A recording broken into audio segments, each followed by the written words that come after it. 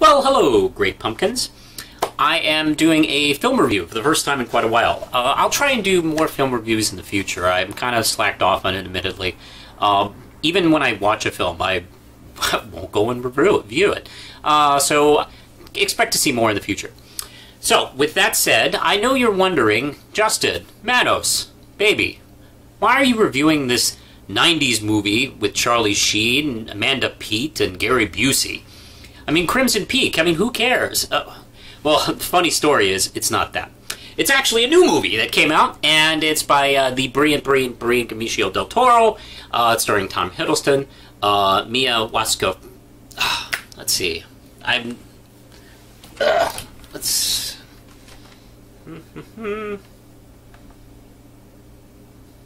What's that name again?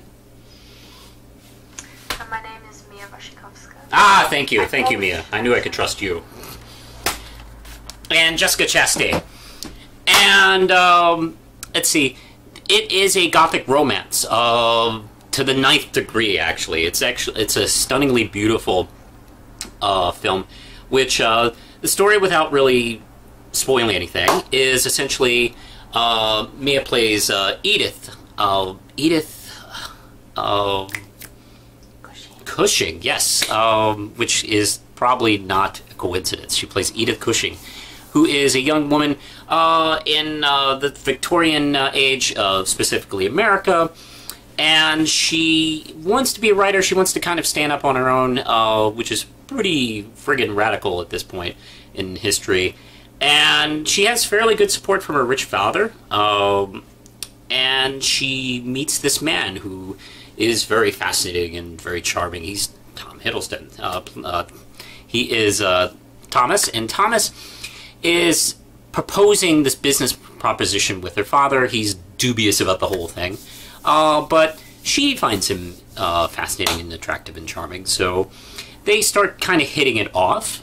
Oh, hey, meanwhile, she's actually been haunted by the ghost of her mother, giving her this ominous warning to beware of Crimson Peak. What does that mean? I don't know.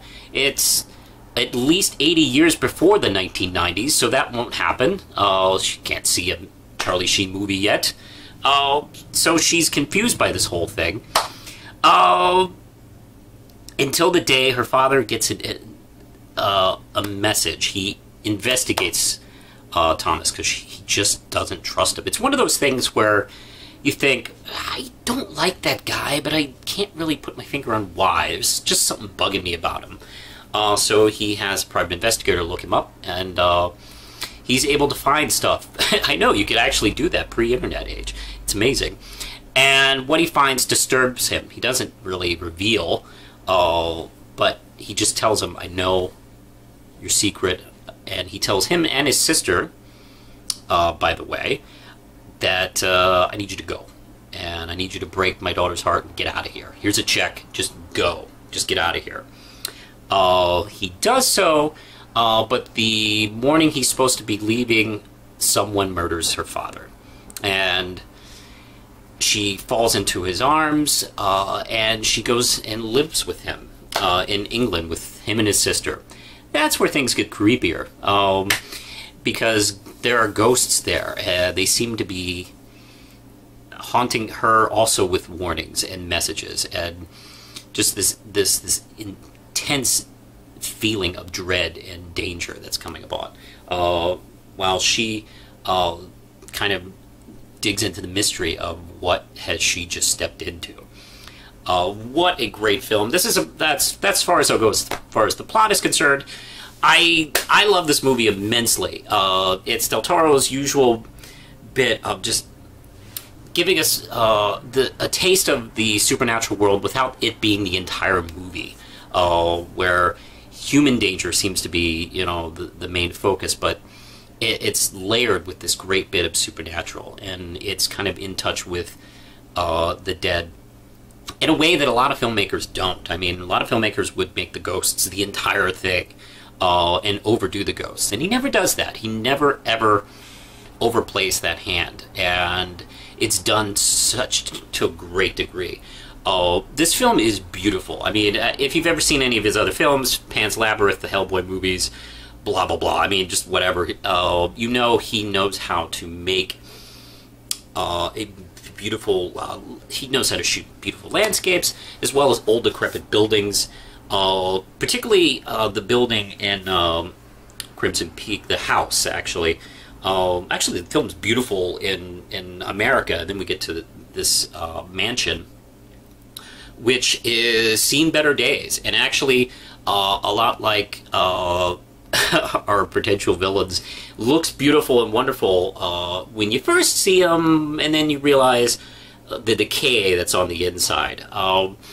What I love is we open up, and there's this wonderful shot of Edith stepping into the building, and you're kind of blown away by the scope of it, and you step in further and you see the big gaping hole in the ceiling and you see where it's kind of falling apart here and there in the cracks.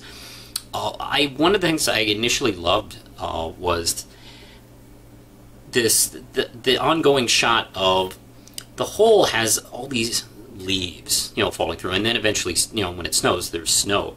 And it's what Del Toro does so well, is where he combines life and death, beauty and horror, and they go so well hand to hand. He mixes them so well, and just in that kind of shot, that you see, several times. It's the center of the set piece actually. I never get enough of that kind of stuff. I don't want to talk too much about the plot outside of that. I will say, if I did have any minor misgivings, the story is fairly predictable in that I was able to pretty much guess as we went through.